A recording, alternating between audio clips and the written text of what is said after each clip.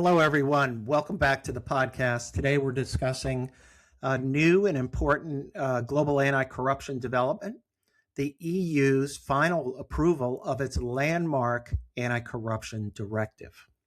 Now, this is a major event for multinational companies, compliance professionals, boards of directors, legal departments, and anyone operating internationally. In many respects, this directive represents the EU's effort to create a more unified and aggressive anti-corruption enforcement framework across all EU member states. And the broader significance here is not just the legal harmonization. The directive reflects a global trend toward stronger corporate accountability, expanded enforcement cooperation, and heightened expectations for compliance programs.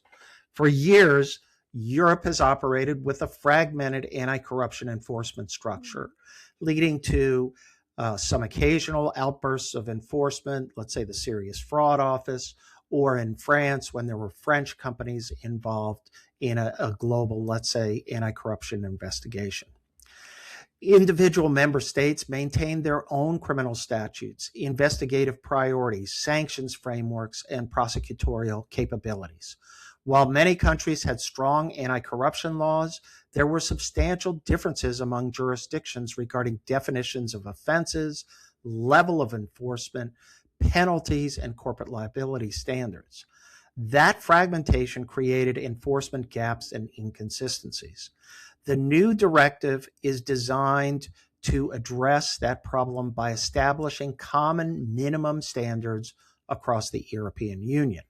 Now, the directive harmonizes key corruption offenses, including public and private bribery, abuse of functions, trading and influence, obstruction of justice, and misappropriation. One of the most important concepts here is trading and influence. This provision creates heightened risk around politically connected intermediaries, consultants, lobbyists, and third parties who may use relationships or influence to obtain business advantages.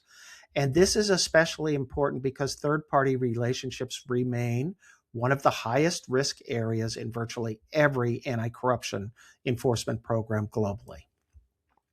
Another major feature of the directive is expanded corporate liability.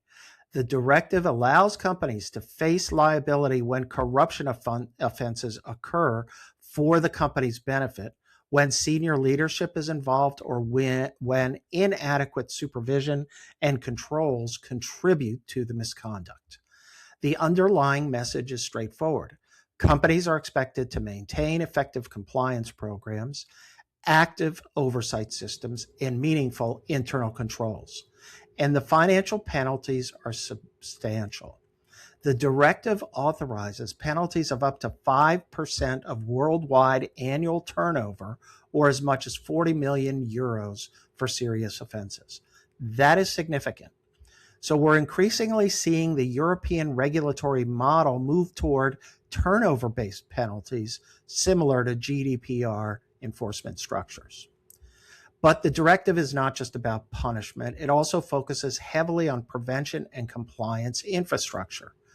Member states are required to strengthen whistleblower protections, create specialized anti-corruption authorities, improve investigative coordination, and conduct national corruption risk assessments.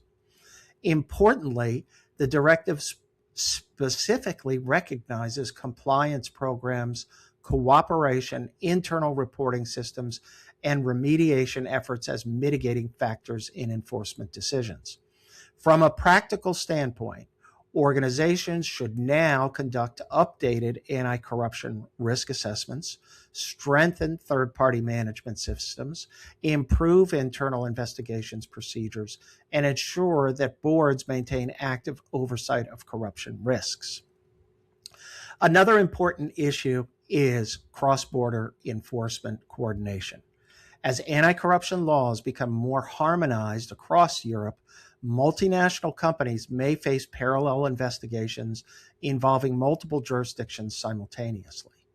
Much like GDPR fundamentally reshaped privacy compliance globally, the EU Anti-Corruption Directive may become a defining framework for anti-corruption enforcement expectations within Europe and beyond.